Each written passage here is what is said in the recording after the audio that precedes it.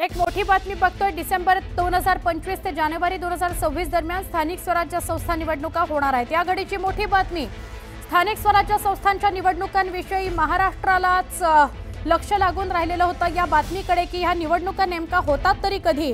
तर आता बातमी, या घडीची सगळ्यात मोठी बातमी, डिसेंबर 2025 ते जानेवारी 2026 या दरम्यान स्थानिक स्वराज्य संस्थांच्या निवडणुका होणार आहेत। आमचे प्रतिनिधी लक्ष्मण घाटोळ यांना विचारूया।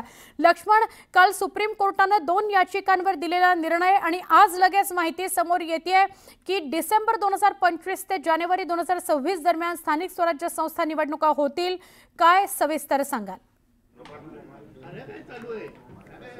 सुवर्ण, काही वेळापूर्वीच राज्य निवडणूक आयोगाची पत्रकार परिषद या ठिकाणी पार पडलेली आहे आणि या पत्रकार परिषदेमध्ये काही महत्त्वाची माहिती जी आहे ती राज्य निवडणूक आयोगाचे आयुक्त यांनी दिलेली आहे। यामध्ये एक महत्त्वाची बाब म्हणजे ज्या स्थानिक स्वराज्य संस्थांच्या निवडणुकांची आपण प्रतीक्षा होती, वाट बघितली जात होती, त्या स्थानिक स्वराज्य संस्थांच्या निवडणुका ज्या आहे तो साधारणतः ऑक्टोबर अर्थात दिवाळी झाल्याबरोबर ऑक्टोबरच्या पहिल्या किंवा दुसऱ्या आठवड्यामध्ये स्थानिक स्वराज्य संस्थांच्या निवडणुका ज्या आहे त्या होणार आहेत। तर या सगळ्या निवडणुकांचा कार्यक्रम जो आहे तो डिसेंबर एंड ते जानेवारी मध्यापर्यंत या सगळ्या निवडणुकांचा कार्यक्रम जो आहे तो आटपेल, अशा प्रकारची माहिती राज्य निवडणूक आयोगाच्या आयुक्तांनी दिलेली आहे। इतकंच नाही तर या निवडणुकीमध्ये व्हीव्हीपॅट मशीन जे आहे ते वापरले जाणार नाहीये, अशा प्रकारची जी माहिती आहे ती देखील त्यांनी दिलेली आहे।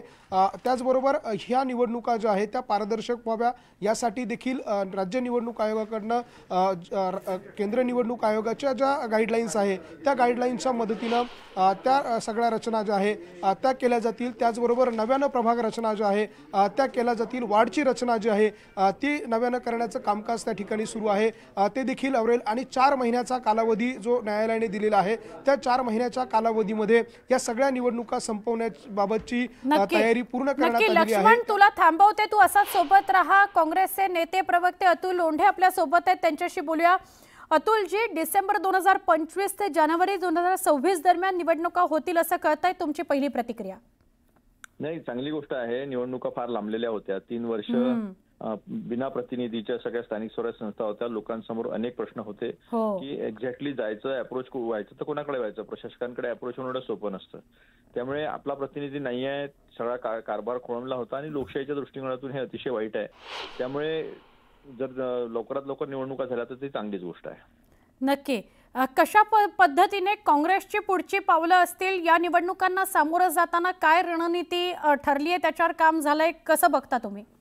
आणि आमची रणनीती अगदी स्पष्ट आहे। आम्ही निवडणुकाची आमची तयारी झालेली आहे। आताच महाराष्ट्रामध्ये विधानसभा लोकसभेच्या निवडणुका झालेल्या आहेत, त्या फ्री अँड फेअर व्हाव्या, जे इलेक्टोरल रोल आहे ते व्यवस्थित व्हावे। एकदा फायनल रोल डिक्लेअर झाल्यानंतर निवडणुकीच्या फॉर्म भरतपर्यंत तिसरा रोल जो आहे तो सप्लिमेंटरी रोल निघाला नाही पाहिजे। ज्या काही ऍडिशन्स डिलिशन जे आहे ते सगळ्या पक्षांना, त्या प्रतिनिधींना सगळ्यांना विश्वासात घेऊन झालं पाहिजे। आणि जी वेळेवर जी सप्लिमेंटरी यादी येते निवडणुकांच्या वोटिंगच्या पहिले, तशा पद्धतीच्या कुठल्याही गडबडी ज्या आहे त्या इलेक्शन कमिशनने करू नये। आणि मला असं पण कळलं की व्हीव्हीपॅट नसणार आहे त्याच्यामध्ये, हे का बरं, याचा त्यांनी सगळ्या पक्षांना, राजकीय पक्षांना विश्वासात घेतलं का ही कारवाई करताना की आम्ही व्हीव्हीपॅट ठेवणार नाही? नुसतं तुम्ही येऊन सांगून देता प्रेस कॉन्फरन्स की व्हीव्हीपॅट नसणार आहे, हे हुकुमशाही आहे का? सगळ्या राजकीय पक्षांना विश्वासात घेतलं पाहिजे की व्हीव्हीपॅट का नसणार आहे, त्याचे कारण काय आहे, काय नाही आहे। नक्की अतुलजी, धन्यवाद माहिती दिल्याबद्दल। उद्धव बाळासाहेब ठाकरे पक्षाच्या नेत्या सुषमाताई अंधारे आपल्या सोबत आहेत। सुषमाताई, तुमची पहिली प्रतिक्रिया, डिसेंबर ते जानेवारीच्या दरम्यान निवडणुका होतील असं जाहीर केलंय निवडणूक आयोगानं? हॅलो ताई, निवडणुका डिसेंबर ते जानेवारीच्या दरम्यान होतील असं निवडणूक आयोगाने जाहीर केलंय, तुमची पहिली प्रतिक्रिया? निवडणूक आयोगाकडून आम्हाला एका पारदर्शक व्यवहाराची अपेक्षा आहे।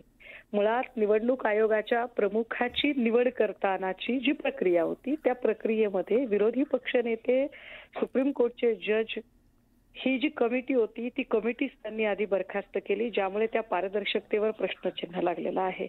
जिथे विरोधी पक्ष नेता देशाचा या समितीमध्ये नाही, तेव्हा निवडणूक आयोगाचे प्रमुख खरंच आपल्या विवेकाला अनुसरून निर्णय घेतात का, हा प्रश्न उरतो। व्हीव्हीपॅट नसणं म्हणजे निवडणुका अजिबात पारदर्शक होणार नाहीत. किंबहुना या निवडणुका नुसत्या नावालाच फार्स म्हणून घेतल्या जाणार आहेत का, असं म्हणण्याला पुरेसा वाव आहे. कारण कुठल्याही राजकीय पक्षांना विचारात न घेता अशा पद्धतीनं एकतर्फी तुघलकी निर्णय घेणं हे अत्यंत वाईट आहे, लोकशाहीसाठी घातक आहे. आणि हा फक्त मग एक निवडणुकीची फॉर्मॅलिटी पूर्ण करण्याच्या हिशोबाने चाललेला फार्स आहे. नक्की. धन्यवाद ताई, तुम्ही प्रतिक्रिया दिलीत त्याबद्दल. अतुल लोंढे आणि त्यानंतर सुषमा अंधारे यांनी प्रतिक्रिया दिली आहे. विरोधी